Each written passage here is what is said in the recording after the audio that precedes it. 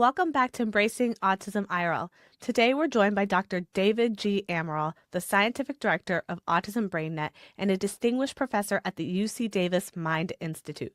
Dr. Amaral has dedicated his career to understanding the neurobiology of autism, and today we're discussing a topic that many may not have considered: brain donation for autism research. While this can be a difficult conversation, it's an important one. Research on autistic individuals' brains can provide crucial insights into the causes and characteristics of autism, potentially leading to better support and therapies in the future. Dr. Amaral is here to explain why brain donation is needed, how the process is handled with compassion, and how Autism BrainNet honors the lives and experiences of donors. Hi, Dr. Amaral. Thank you so much for joining us. Thank you, Leah. It's a pleasure to be here with you. To start, can you just tell us a little bit about yourself and what led you to the study of autism? Sure. So I'm trained as a neuroscientist. My early career was trying to understand parts of the brain that are involved in memory, emotion, and things like anxiety. I was very fortunate in the late 1990s to be recruited by parents of autistic individuals to start trying to understand the neuroscience of autism. And shortly after I began that work, we were approached, the UC Davis health system was approached by parents of autistic individuals who wanted to start the Mind Institute. And MIND stands for Medical Investigation of Neurodevelopmental Disorders. And I was asked to be the founding research director of the Mind Institute. And that really energized me to understand all the complexities of autism and try and understand really the biology of autism so that we could try and develop targeted treatments to reduce challenges of autistic individuals. So since that time in the late 1990s, I've been working on autism in various forms. We have programs that study children with autism, and we've been doing longitudinal studies of children in a program that we call the Autism Phenome Project. But what we're going to be talking about today is a project that we started 10 years ago called Autism BrainNet. And that project is, as you said, dedicated to trying to recruit postmortem brain donations for scientific research. And can you just explain to our audience, why is brain donation so vital for autism research? What are the some of the biggest questions that might help you guys answer? What is it that you guys are looking for? So autism is clearly a neurological condition. We know that some of the behavioral changes that are associated with autism, some of the social issues, and some of the repetitive behaviors all stem from changes in how the brain functions. But remember that autism also has a whole host of co-occurring conditions, ranging from things like epilepsy to sleep disorders to anxiety. All of those are due to changes in the way the brain functions. And autism research has obviously been going on for some time, and there's been many, many studies of autism using, for example, magnetic resonance imaging that allows you to get a sense of what's going on in the autistic brain. But I often say that MRI, which we do quite a bit of, is like looking at the Earth from 30,000 feet. And you get an impression of what's going on, but you don't really see what's going on in the brain at the molecular level or at the cellular level. And really, it's only when you can study the postmortem brain of autistic individuals that you are able to start getting that understanding of those cellular aspects of autism. So, how does this differ from the information that you would get from maybe genetic research or behavioral studies? Well, it's complementary to those kinds of studies. So behavioral studies tell you about the characteristics of autism. And as we know, autism is enormously complex. So it ranges from people that have savant type of skills, very exceptional people, to people who have very little language and relatively low IQ. So it's enormously complex, and it's important that we study autistic individuals from a behavioral perspective to really understand not only what are the characteristics of autism, but how it changes through life. The genetics of autism are increasingly important because we know that there are many, many genetic mutations changing in a person's DNA that increases the chance of having an autistic condition. In fact, now it's something like more than 150 genes that are known that if there's a mutation in one of those genes, it increases the risk that somebody's going to have autism. So why is it important to look at the brain? Well, it turns out that even the genetics of a person with autism might not be related to the kinds of gene changes that we see if you take a blood sample, for example, but we see changes in the brains of autistic individuals that are only seen by examining the brain tissue. This is what's called somatic mutations. And it turns out people have now known for some time that there can be mutations in a set of cells in the body that you don't see if you look at other parts of the body. And this is particularly true for the brain because when the brain is developing, it goes through this rapid increase of the number of neurons that are produced. And when you're making 25,000 neurons per second, you have the chance of the DNA not being correctly doubled as it has to when you make new neurons, and there can be errors. And those errors are called somatic mutations.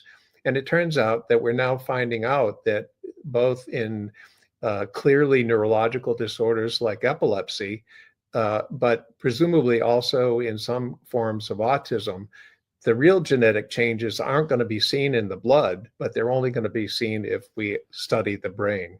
And there's, many, many other examples of facts about autism that we're only understanding by studying the postmortem brain of autistic people.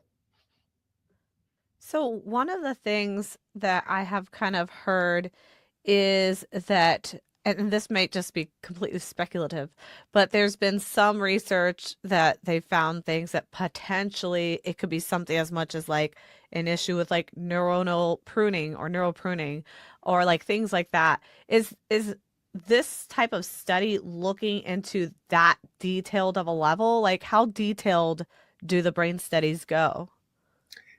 Yeah, that's a really good question, Leah. And it turns out that so pruning means there's pruning, that word gets used for a variety of different things. There are neurons look sort of like trees. They have things that look like trees, trunks and branches. And then on each of those branches, there's little tiny, what we call spines. And that's where the connections from one neuron to the next are made on those dendritic spines. Well, it turns out um, you generally produce too many of those spines at one point in development, and then they, as you said, get pruned back or they get sort of clipped off. And only the ones that are really necessary for the functioning brain remain. Well, it turns out that that process now seems to be altered in some autistic brains, not all autistic brains, but in some autistic brains, so that can be too few of those dendritic spines, meaning there's too few of the connections. And that's been shown by actually staining the brain tissue for the appearance of these spines, and then meticulously going in and counting them on each neuron, at least a sample of each neuron. There's 100 billion neurons in the brain, so you wouldn't want to count every one. But they count a sample of the neurons and find that there's fewer of these spines. Another example is we have a researcher at Boston University who's actually counting the number of connections from one part of the brain to the other. The connections are called axons. And again, he's finding that there are differences in both the size and the number of axons going from one place to the other. So again, while you can get a sense that this might be happening from MRI studies, we don't really see the actual details of what's happening until we can look at the brain tissue and really prove that there's alterations and pruning. Now, a lot of these studies are at very early stages, and so we need to have more brain donations so that we can have scientists replicate these studies, which is the hallmark of good science. If one person finds it, that's great. But it's not really true until multiple laboratories and multiple scientists find it and confirm it. And so a lot of this stuff is still at a sort of a speculative level, and we're trying to really lock down the facts about autism by doing these postmortem brain studies. So you mentioned kind of like the time that it kind of takes to do this. What length are these studies? You said longitudinal. Are these like 10-year studies, 20-year studies? How long have these studies been done and how long are they kind of being planned for? Yeah, it really varies, depending on exactly what's being done. So let me just start by saying that when we recruit a postmortem brain, so somebody who's made a decision that they want to donate their brain to science, they donate that brain, and then we prepare the brain so that it can be used for decades. So that every brain that we bring into Autism BrainNet not only can be used for decades, but for hundreds of studies. So that we get investigators, and our investigators are people that are all over the world who want to understand autism. And Autism BrainNet provides tissue from the donations to investigators free of charge. But we just make sure that they can actually do what they say they're going to do, that they're bona fide scientists and they have the resources. But some studies can be done in a couple of years, 3 years. Some studies take longer to do their work, and some genetic studies can actually be done in a matter of weeks. It really depends on what the study is. But the thing that's most important is that if we have the tissue and we can send it out to the investigators, they can get the job done. What's been the problem up until recently was there just simply wasn't enough tissue available for scientists to actually try and do their studies. And so they were frustrated. And, as short as maybe 15 years ago, people were not even thinking about doing postmortem brain research because there just wasn't an adequate supply of tissue. That is now changing because of Autism BrainNet. So I actually want to kind of get into that a little bit because I know like when you first reached out about this topic, the first thing that I thought about was like, okay, I'm a neuroscience nerd, so I'm into this, but I'm not sure how the audience would receive this topic because it is kind of like a really difficult topic for many people. It's not something that people like to think about, especially when you're thinking from the perspective of parents, right? So this might be their loved one's brain tissue that we're talking about. So a lot of Yep, families might feel hesitant about brain donation. Can you walk us through what that donation process looks like to kind of like ease their mind and also how Autism BrainNet ensures that it's handled with care and compassion, as well as any risks if there are any?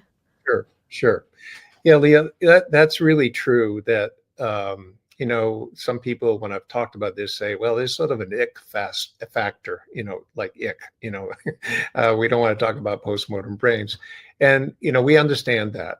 And that's why we like to do outreach through programs such as, and podcasts such as yours, to bring to the community the idea that families should, and individuals with autism should really think about this ahead of time and get as much information as they can about postmortem brain donation ahead of time. The process is one that if somebody has thought about this ahead of time, and they've told their family members, if I die, I want to donate my brain to science, then it becomes relatively straightforward at the time of a person's death. What we caution against is if somebody were to become ill and die, that's not the time to start thinking about whether you want to do a brain donation or not. But let me just tell you what happens. We have a 24/7 hotline. So if somebody were to die, they can call that 24/7 number. They then get connected with one of our clinicians within 15 minutes, so right away, and any time of day or night. That clinician would then talk to them to determine whether the donor is an appropriate donor for our program. And if so, the clinician will walk the donor's family through every step of the process. So the next step is that the clinician will ask to consent the family member or the next of kin go ahead and make a donation. Once that's done, then the clinician will call somebody in the location of the donor to find somebody who would be able to get the donation, to do the brain extraction. All of that is taken care of by Autism BrainNet. The family doesn't have to do anything. And then the clinician would also set up the transfer of the brain to one of our sites. And we have a site in California, we have another site in Texas, and we have a site in Boston where the brain can be brought and then processed to ensure that it's going to be usable for science. All of that gets done by the clinician, and the family doesn't have to do anything. There's absolutely no cost to the family. And sometimes the families say, well, if I do this, are we going to be able to, have a regular funeral? And the answer is absolutely. You can, the way that this is done, I won't go into the details, but the way it's done, it guarantees the possibility of having even an open casket funeral. And there really is no religious reason why a brain donation can't be made. So I guess what I wanted, the take-home message is that if this is something that a family thinks is important because they want to help living autistic individuals in the future to have a better quality of life, all of our work is dedicated to trying to understand what's going on in autism so that we can develop targeted treatments, we and the scientists who are studying the brain, to try and reduce the challenges such as anxiety or epilepsy or some of the others that I talked about.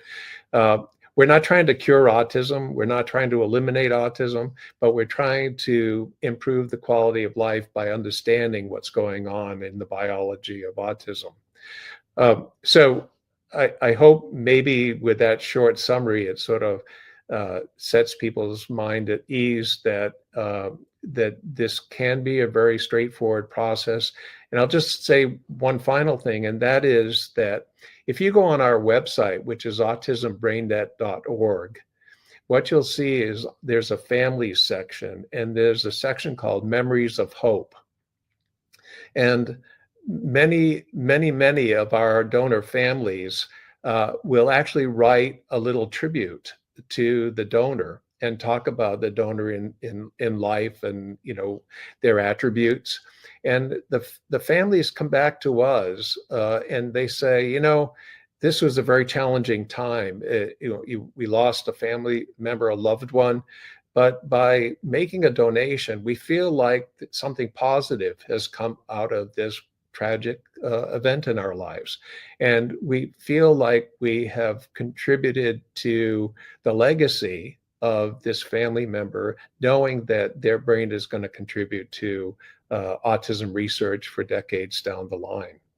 And the final caution is that if you're signed up as an organ donor, which we think is very, very important as well, it doesn't mean that the brain would be donated at the same time that organs would be received for transplantation to other living individuals.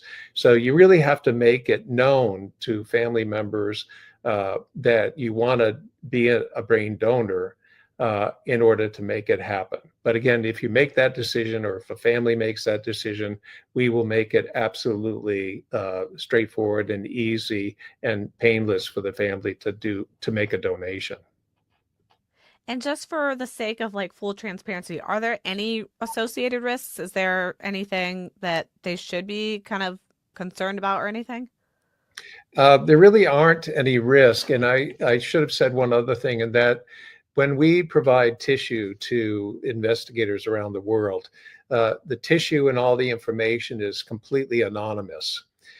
So people don't know that your family member by name or even by date of birth or any of that information. Anything that would be identifying of the individual donor is not provided to the investigator.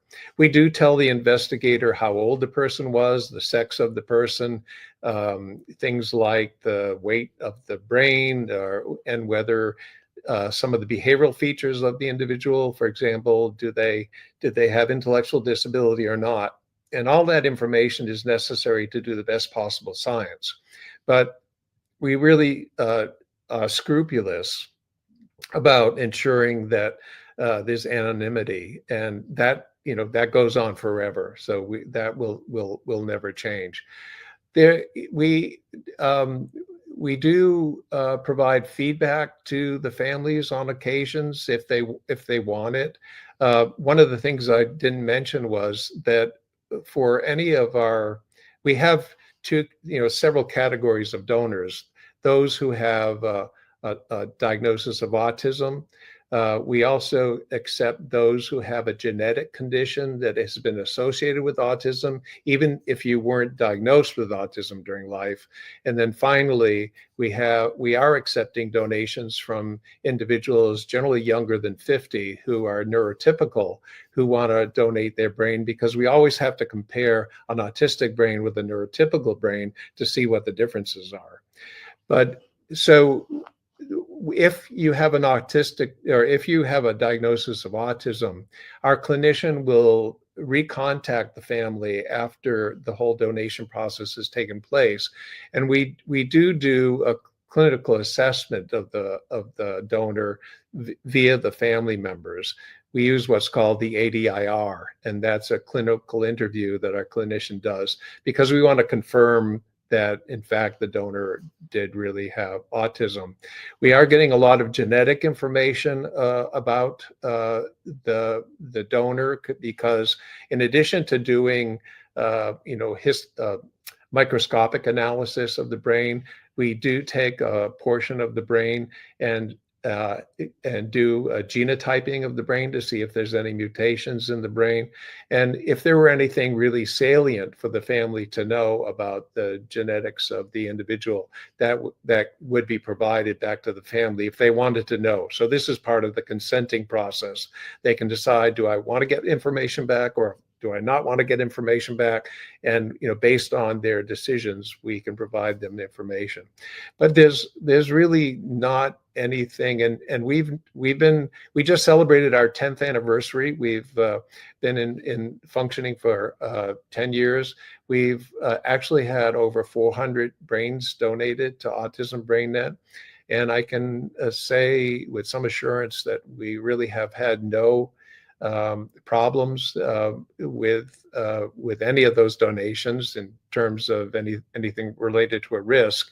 And quite to the contrary, as I mentioned earlier, many of the families come back to us and say they've appreciated how kind and generous and sensitive the folks at Autism BrainNet have been with them throughout the process, and they love the idea that they can pay tribute to their family member on our website. So you mentioned the sensitivity of the team. Is there any specific support or anything that families are provided throughout this process if they do want to? I just imagine the process can be emotionally kind of difficult for some people. Yeah, absolutely, Leah. And I'll do a shout out to our clinical director. Her name is Carolyn Hare, and she's trained as a social worker, and she's been involved in brain donations even longer than with just Autism BrainNet, because she worked with another program that predated Autism BrainNet. And Carolyn is an absolute wonder. Not only does she make it painless for the family through the donation process, but she, as I mentioned, reaches out to the donor families afterwards. And if they need to have any kind of support, she either will provide it herself or she has many, many sources of support, survivor support that she can provide to the families. Again, that's a service that we feel is really important. And there's little things like, each year we send a recognition card at the holidays just to thank the families again for their donation, and that's all things that Carolyn has come up with to provide ongoing support to the families. So yes, I mean, whatever the families need in terms of ongoing support, Carolyn and her colleagues, the clinical colleagues, will provide that. And I think you mentioned a little bit earlier that on the website, you kind of it sounded like you give shout outs or something, talking a little bit about them. I'm not sure exactly what you're saying. I think you said something about their sharing their life stories or something like that. Can you clarify a little bit more about what that is, what that entails? Sure. So on our website, which is autismbrainnut.org, we have a section devoted to families, and it has a series of questions and answers about, what is the process for making a brain donation? What are the religious concerns, if any, which there really aren't, but it goes into that. And then there's a section called Memories of Hope. And on that, again, this is completely up to the families to decide if they want to do this. Definitely not obligatory. It's voluntary, but they can provide a picture of the donor and then a little story about the donor to talk about them in life, and the process of going through that. Of the whole thing of writing the story, of posting it, and then seeing it there, again, is really rewarding to the families. It's only, we're this is a very precious gift, and we know it's a hard decision to make.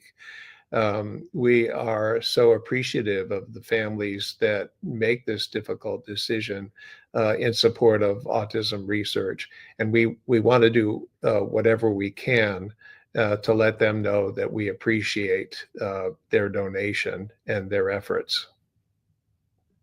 And how do you think that we can kind of get parents into the mindset of understanding that this isn't really just like a short-term thing, like this is going to have a long-lasting impact or this is going to help so many families forward? Is there some, I guess, long-term goal or some sort of outcome that you guys are looking for with these brain donations? Well, so in the short term, there's a newsletter that we publish quarterly from Autism BrainNet, where families can actually see some of the progress that's being made from the brain donations. And, there's several dozen research papers that have already come out. We've only been in business for 10 years, but there's been several dozen papers that have already come out where the research is due to the fact that we have been able to contribute donated tissue.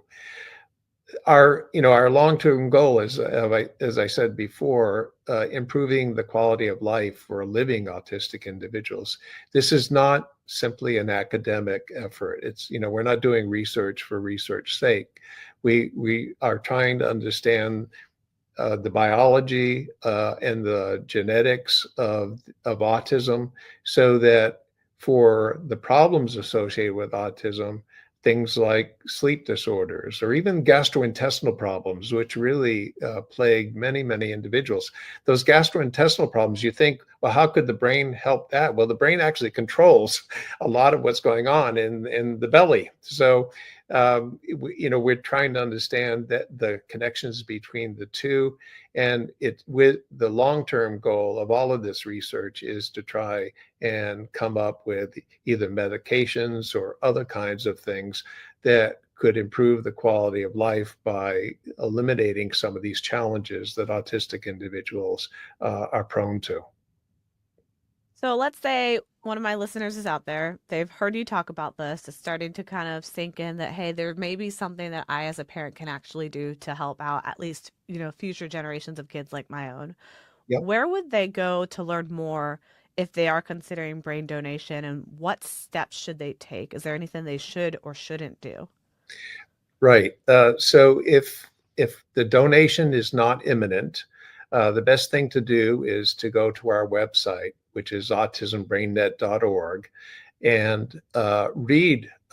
There's not a lot to read, but to read about how a donation takes place. We don't ask people to sign up ahead of time.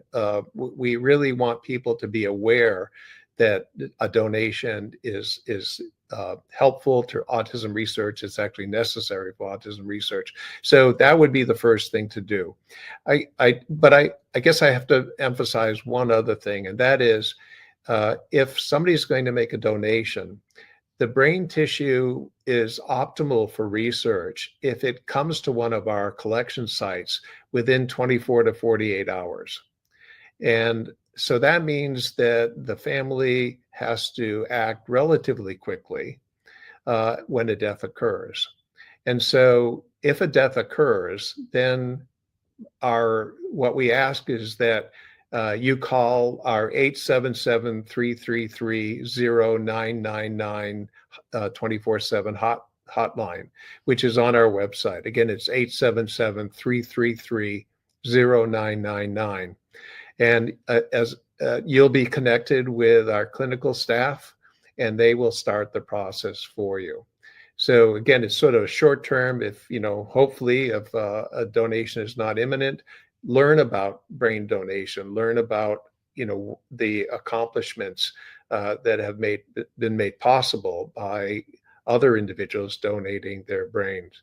And I should say one other thing, Leah, that uh, there's a history of brain donations going back 150 years. So we know a huge amount about things like Alzheimer's disease because way back when, more than 100 years ago, uh, a scientist named Alzheimer's, I mean, there was an Alzheimer guy, and he studied the brains of people that had dementia. And he began understanding that there were changes in the Alzheimer's brain that were associated with the dementia, and that the treatments and the preventative measures that are now being explored in research are based on the fact that we understand a huge amount about what those changes in the Alzheimer's brain are. Now, by contrast, autism, we've only started looking at the brain. The first post-mortem brain study wasn't published until 1980. So, 40 years ago. And we're sort of still at the early stages of trying to understand the changes that are taking place in the autistic brain. But my hope is that by understanding those changes, we can help living autistic individuals manage their anxiety, or perhaps sleep better, or perhaps even at some point in time uh, eliminate intellectual disability associated with autism. We science is pretty amazing if you have the right resources. And one necessary resource for understanding autism, just like understanding Alzheimer's disease, is having the brain tissue to be able to evaluate. So I only have a minute or two here, but I wanted to just ask you, in case this matters or not, I'm not sure. Do you accept or are looking for any level autism? Does it matter? Like, is it profound autism, high functioning autism? Does it matter? It doesn't matter. And in fact, anybody who has a diagnosis of any type of autism, even if they have multiple co-occurring conditions or a genetic disorder, many of our donors actually have a genetic condition like SCN2A that has both epilepsy and autism. Uh, Anybody who has a diagnosis with any form of autism uh, is um, is is acceptable as a donor for Autism BrainNet. And I think actually when I think about embracing autism, that's what I think about, that we embrace all of the heterogeneity of autism, that we want to understand not simply the higher functioning individuals with autism or the lower functioning individuals with autism. We want to understand the heterogeneity, the entire spectrum of autism. And again, that's one of the reasons why we can't do it with just a few brains. We need to have brain donations, large numbers from the entire spectrum in order to make sense of what's going on. Absolutely. So, where can my listeners find you or learn more about Autism BrainNet? I know you mentioned the website. If you could repeat that one more time. And are you on social media? Yeah, well, the best place to get information is again on our website, which is autismbrainnet.org. And if people want to ask questions of me, there's a info at autismbrainnet.org, that email, info at autismbrainnet.org. Those questions will come in to our team, and when they're appropriate for me to answer, they send them off to me. When it's appropriate for one of our clinicians to answer, they will send it off to the clinicians. And so that's probably the best entry point into Autism BrainNet to get more information.